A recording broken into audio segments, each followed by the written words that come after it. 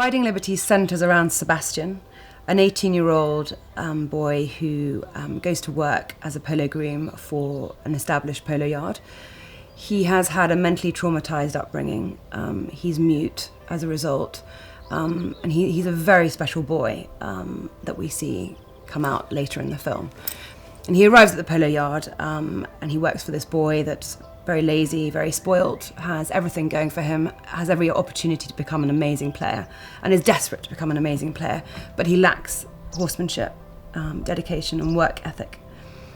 Parallel to Sebastian's story, we see Liberty. Liberty arrives at the yard to be retrained for polo. She's an ex-racehorse, completely unhandable at the time when she arrives, and the other boy has obviously landed the job to retrain her for polo. She arrives at the yard and the other boy cannot go near her. She won't trust him, she won't let anyone near him. But Sebastian manages to develop this trust and this amazing bond with Liberty.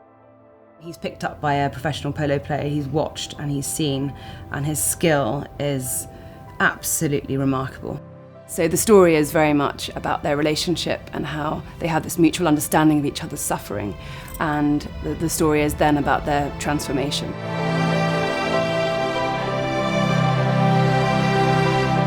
Riding Liberty is set within the backdrop of polo, and it gives a very unique, beautiful insight into polo and behind the scenes. We see the dedication and the work ethic that is needed for polo, the horsemanship. It's about the healing capacity of horses and animals, and it's also about retraining of racehorses. The idea, the story, when Cassandra told me the original idea about this young boy bonding with a horse, but also a horse that has its own trauma in the same way that he does, and it's that collision of those two entities, the collision of the two worlds set against this backdrop of something that he aspires to, but he doesn't really have a way into, and it has been denied this for his whole life, not just because of his upbringing, but because of what has happened to him and the trauma that he's been through. But through meeting this traumatized horse, he gets a chance to redeem himself and also redeem the horse as well. And I just found that was such a beautiful idea, and it just wouldn't work if it didn't have that duality, that relationship between the boy and the horse.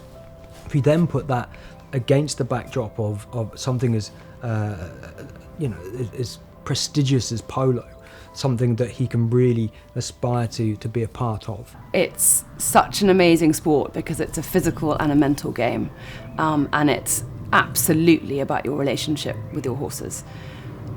So I think it's really important because it's known for its glamour and elitism, but it's really not known for its horsemanship and the amount of work that goes into the horses.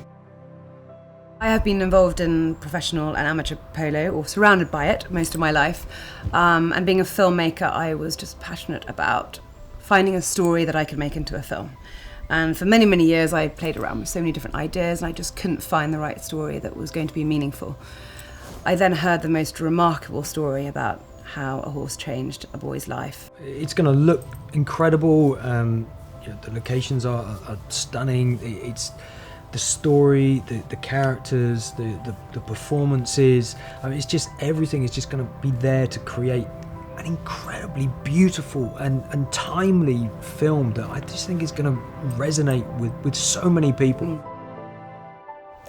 We have an incredible cast and crew all ready to go, and we just desperately need your support to make this really remarkable film happen.